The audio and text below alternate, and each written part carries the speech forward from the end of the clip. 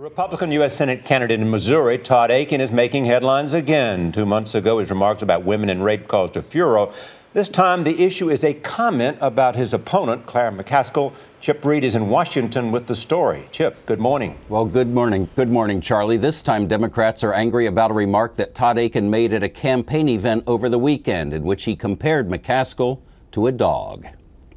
Todd Akin, after a firestorm of criticism for his August remark about legitimate rape, just added fuel to the fire, talking about his opponent, Senator Claire McCaskill, at an event in Springfield on Saturday. Akin said this. She goes to Washington, D.C., and it's a little bit like, one of those dog, fetch.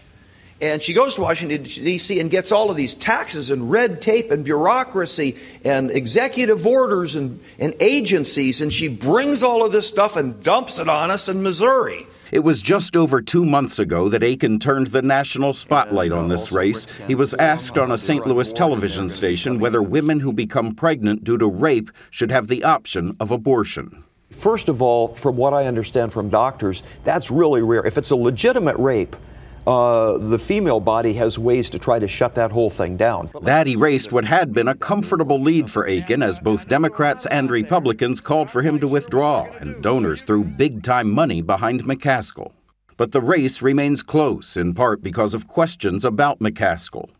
Akin recently charged that low-income housing projects, partially owned by Joe Shepard, McCaskill's husband, received $39 million of stimulus money for rent subsidies, and a whistleblower in the company claimed that Shepard used the Senate dining room to close the deals.